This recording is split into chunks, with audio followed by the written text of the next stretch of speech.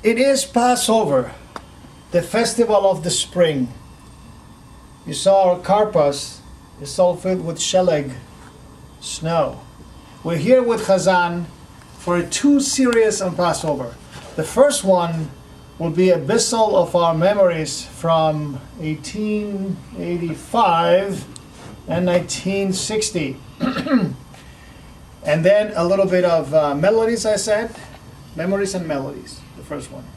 And the second one is going to be a bissel more about the traditions of Passover in terms of kashrut for Passover and what you're supposed to have in your home and not.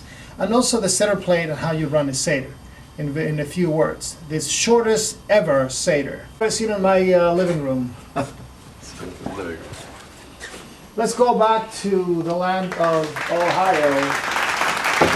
Back to very good memories of Pesach at home with family and grandparents, and probably true of most Sedarim that the grandparents at that time knew the Haggadah very well, and they went flying through it very quickly, all the Tehillim and all the parts of the Seder, and a lot of people had trouble following. But as we grew older, we were able to follow along and join in the songs, and my fondest memory. Did you have to sit at the card table? We sat at the card table. No. The children sat at the card table and everyone else. I had a privileged childhood instead. But I have to say that if you did not order the matzah to be made for you in February, and you forgot, or your parents forgot to order it from the local bakery guy that was a Jew, that's it. You didn't have matzah for Pesach. And usually it wasn't enough. So by Thursday or by the 5th of Shvi Shel Pesach, Nebach, that was already matzah gone, and you're surviving on fruits and vegetables. We played a very interesting little game with my grandfather, Alav Shalom. He took walnuts. He took like 4 walnuts and put them in a little stack. And the idea was to roll a 5th walnut like a bowling alley towards it and then throw them and see if you could crack the walnuts. You can imagine my grandmother and my mother weren't too fond of this little game because it left walnut shells all over. But everyone was cracking up. On that, strike that one. No, but I think the memories are very important. How you survive the rest of the week was also very important. And we suffer a bissel because you're still going to school, I remember, and whether you have lunch here and there, and you're saying, oh, should I eat this? Should I eat that? And I remind you, although we are Sfaradim, we didn't eat kidneyot during Passover. Right, and that's a big thing about kidneyot. I still think that the traditions are beautiful. It's only 1 week.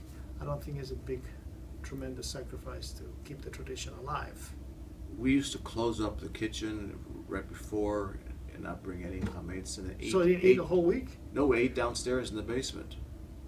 When there's no kitchen? No, we had a stove down there, and we just ate around the light coming from the stove, the portable stove that was down there.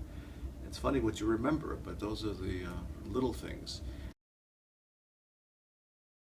What were your duties? My duties were to find the Haggadot every year. Mine was, yes, to move the dishes upstairs. And, in Sephardic tradition, instead of doing afikomen, we used to, the middle matzah will be put in a wrapping paper cloth, and it will be put like a Tom Sawyer type of leaving out of the house and put on your shoulder that bag with matzot, and you will pass it around the different guests of the family and give a sense of Yetziat Mitzrayim. Beautiful. Those are the bissel of memories. We now will go with Hazzan over some of the traditional melodies of Pesach.